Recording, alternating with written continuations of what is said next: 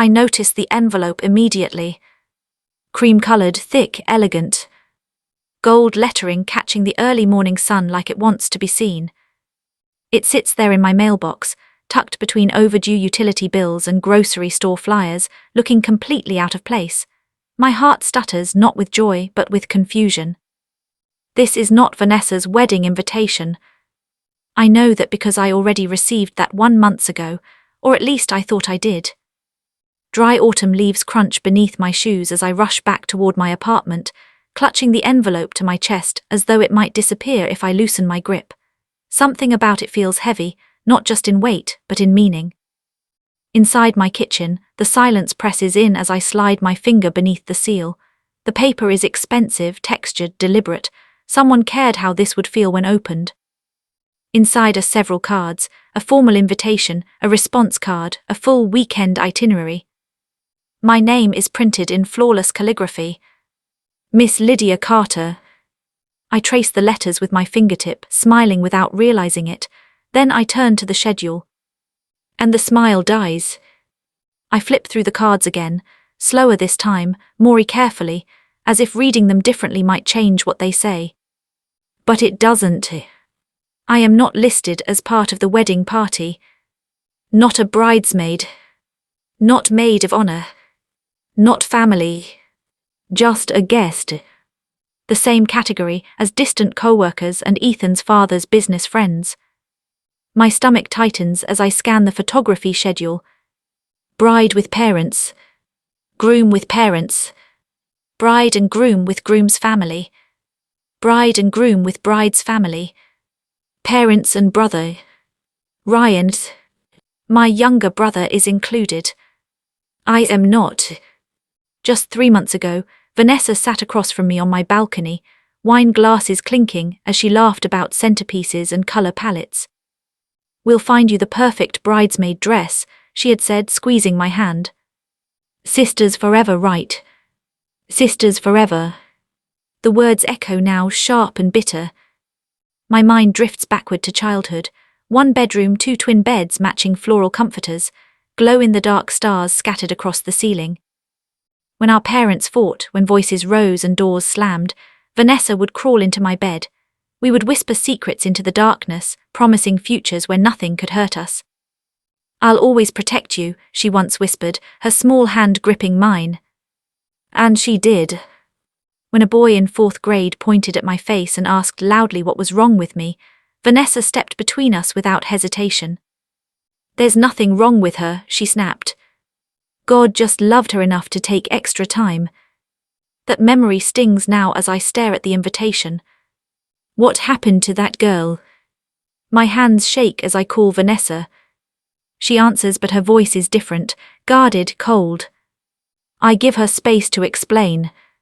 She doesn't. When I finally speak, the silence stretches long enough to hurt. I noticed I'm not in the wedding party or the family photos. Another pause. Then she exhales. We wanted a very clean, minimalist aesthetic, she says softly. And your birthmark might stand out. The words land like a physical blow. My fingers rise to my cheek automatically, tracing the familiar edges of the mark I've lived with my entire life. In the photos, she adds quickly, Ethan's family is very particular. I end the call without replying. I drive to my parents' house on autopilot, my body moving while my mind fractures. The kitchen smells like cinnamon tea and familiarity. It has always been a place of comfort. Today it feels like betrayal. You spoke to Vanessa, my mother says carefully. I nod. Dad barely looks up from his newspaper. You know how important appearances are to the Hales, he mutters. Ethan's father sits on boards with influential people. So you agree, I ask. My mother sets a mug in front of me without meeting my eyes. Sometimes, she says quietly, we have to think about what's best for the event. I leave without drinking the tea. In my car, parked where they can't see me, I finally break. Tears soak both sides of my face, the marked skin and the unmarked skin equally wet. What would you do if your own family asked you to erase yourself for their happiness? I already know my answer. Later that night, curiosity pulls me onto Vanessa's wedding board. Flawless family photos. Perfect faces, perfect symmetry. No differences, no deviations. A text arrives from one of her bridesmaids. She's obsessed with perfection.